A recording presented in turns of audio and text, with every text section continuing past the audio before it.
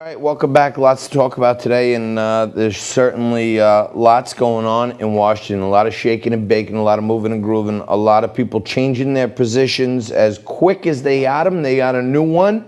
And we're now in bizarro world, folks, because just 3.5 years ago, in Obama's end of his term, he tried to appoint a justice to the bench. Mitch McConnell shot it down, said it's not going to happen, let the voters decide, and all the left was going crazy that he should appoint. The right was saying, no way, not happening, let the voters decide. Now we've flipped the script, and to break it all down, my good friend Fernando Uribe joins me right now. He's the host of Real Talk via Eyes on NJ. And Fernando, the president left nothing to doubt when he said, I will be announcing my pick by Saturday. So all the back and forth doesn't matter. It seems like Mitch McConnell and Donald Trump are going to jam a judge in here quick. Absolutely, John, and thanks for having me back on again. And listen, we saw a lot of the outrage from the left over the weekend. And first and foremost, again, certainly my prayers go out to the family of Ruth Bader Ginsburg. She was an exemplary figure for women's rights and certainly a feminist icon. But John, unfortunately, listen, this is politics, and you can only grieve for so long. You have to move forward. And, one of the things that's really laughable to me is, many on the left, Nancy Pelosi, other Democrats, prominent Democrats, sort of criticizing this move. John, do you think for a moment that if Chuck Schumer, the illustrious Chuck Schumer, was majority leader and there was a Democratic president in the Oval Office right now, do you think they wouldn't be moving forward? Of course they would. Listen, no one's saying this is right or wrong. This is just a game. And, a lot of them, especially Joe Biden over the weekend, was very sanctimonious in saying, well, the American people should vote and decide how the seat should be filled. Well, guess what, folks? Here's a news flash. In 2016, the American people did vote. They voted for a president and a Senate majority, and they're doing their job, which they're entitled to do constitutionally. So I don't see a problem filling the seat, John. No, I don't see a problem with it either. I just, I'm a libertarian. I'm kind of in between both these parties. I support the president. One of the main reasons I supported Donald Trump in 2016 was because what was most important to me was the Supreme Court, and all the other stuff was noise. Let's get a Republican in there who's going to put the court in the right place where we're protected for years to come. And that was the most important. When people said, oh, he grabbed him by this, he was with a prostitute or that, the other, all this other stuff, I just said Supreme Court. And we've won on that front. And unfortunately, it took the passing of a great, women's rights leader to create another opening. But it's making me sick because you got guys like Lindsey Graham who are out there and said, if this happened to Trump, I would never do anything. And then you got women out there like Nancy Pelosi who was screaming and yelling last time now saying that they should hold back. So it's like they flip the script on each other and everyone just sits there and says, nah, let's forget about what they used to say. It's kind of sickening to me. No, listen, John, you're absolutely right on that. And again, it's sort of the ugly side of politics that has surfaced this weekend. But also, too, I think something that's gotten lost here is back in 2016, then President Barack Obama had over 40 vacancies on the federal courts to fill. And let's be honest, he chose not to do that. He was so confident that Hillary Clinton was going to win. He said, you know what, the hell with it. I'll just let Hillary fill all these slots during her upcoming administration. That backfired royally on Democrats. And now, again, that's just a game, John.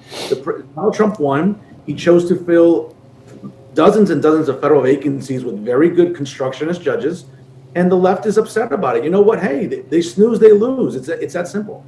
Well, one very prominent Democrat was quite outspoken when Merrick Garland was considered to be a justice. Let's take a look at what Hillary Clinton said back then. The Constitution has a duty to send forth a name to be considered by the Senate. And the Senate has a duty to consider that. She said the Senate has a duty, and the Constitution, I guess, says that the president shall appoint and get consent from the Senate. So sounds like everybody's on the same page on this one. We need to appoint somebody. John, absolutely. And listen, right now we're 44 days away from Election Day, and I don't know about you, I want a functional high court because I really suspect that there's going to be a lot of chicanery with this vote by mail scam in a lot of these states. And guess what? At some point, I suspect that sort of litigation will go to the highest court. And who wants a deadlocked 4-4 court? I want a functional Supreme Court. That's why the seat has to be filled. And I know many on the left are saying, well, we have to grieve. Okay, I get it. You grieved all weekend. But guess what? This is politics. This is Washington. You have to move forward. And this close to an election, we need 9 justices on the Supreme Court, because I'm telling you, I really suspect that a lot of this vote by mail scam is going to go up in court cases. And again, it might eventually be decided by the Supreme Court eventually sometime after Election Day, almost like Bush v. Gore. And I don't want to wait 30, 40 days after Election Day to get a result. I want to be able to get something as soon as possible. Look, this has, this has a generational impact on our country and the future of our country. And if nothing else, even if it doesn't taste great to people, I think Donald Trump was well within his right, and the Senate is well within their right to have a vote and install a judge. And if God forbid something happens, some scheme, some scam, something happens to Donald Trump, somehow or another, Joe Biden and these left-wing progressives take control, we need to know that we have a steadfast Supreme Court there who's not going to let them start tearing apart the Constitution. Absolutely, John. Listen, and one of the things I'm with you about the fact that I was concerned in 2016 about whether or not Donald Trump would govern conservatively, but he has. And he's really been steadfast on judges, like we said. So I value the Supreme Court just like you. I value the fact that he is nominated and the Senate has confirmed dozens of excellent constructionist judges. Because again, John, I'm not an attorney, but I believe in as a layman, I believe in interpreting the Constitution and the law as written, not how you feel or what you think it should be. It's as is. And I think that's the difference between conservatives who argue these points and liberals who do the very same thing. I am not an attorney either, but sometimes I try to play one on TV. It's weird because right now, even with 8 justices, we do, or at least we should, have a 5-3 majority because there are 5 Republican-appointed judges there. But this one, the Chief Justice Roberts, continues to be a wild card. So there's no way that anyone can feel strongly we can rely on him. That's another reason why we need this 6th judge in there, if you ask me. Absolutely. And, it's really a very interesting transition from the days of when George W. Bush nominated John Roberts to be the Chief Justice to replace Roland Rehnquist. It's been surreal to see how he's really transitioned ideologically in terms of identifying with some progressive decisions. And again, listen, that's just the way the court can be sometimes, but you're right. I want to make sure that we shape the court in our vision, John, because you know what, a more conservative Supreme Court is going to be, I think, wonderful for the country. And it'll protect our Second Amendment rights, which I know are under attack in many states, as well as other things that are also on the judicial calendar. So again, I think the president has a real chance to shape this court long after he's left office, which I think he'll be serving a full 2 terms. So they're talking about, they have it narrowed down to 2 women, Amy Coney Barrett, who is quite pro-life and anti-Roe v. Wade, and now Justice Lagoa from Miami, who was a state legislator, then got appointed by Ron DeSantis to the Florida State Supreme Court. Now she's an appellate judge, a U.S. federal appellate judge. Which way are you leaning? I think there's some politics at play here because going with a Cuban-American judge from Miami may really add some fuel to the fire for Trump in winning Florida.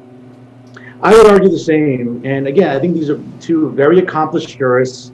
If you read any of their court decisions in the last few years, they're exceptional writers, and they have a good understanding of the law. And John, it's going to be interesting to see when they go before a hearing, because if everyone remembers 2 years ago at this time, Brett Kavanaugh was subjected to utmost vitriol from some of the most liberal senators on that Judiciary Committee, from Kamala Harris to Dick Durbin to Cory Booker. And it was quite disgusting. And you know what? Now they're going to nominate a conservative woman. Let's see if Democrats and liberals are all about, hey, we support women, we're all about empowering women. Let's see if they put their money where their mouth is, because when this woman's sitting there during a confirmation hearing, they go after her and bash her. And if they do, the American people are going to see that, and that'll work against the Democrats, not just for the presidency, but for all these Senate and House seats. No question about it. All right, Fernando, I owe you more than a cocktail and a cigar. I had to forego your celebration the other night to attend my brother's 40th birthday party, but Thanks for joining us on Monday as usual. He's our leadoff man on Money Mondays. He's our money guest, Fernando Uribe. Thanks, brother. Appreciate it. Thank you, John. And Fernando made a really salient point right there in where will all the women be if Trump appoints a Latino woman to the bench? Is Kamala Harris going to be there smashing her head in the hearings? I guess we will see. You know what else we'll see? Stay right there.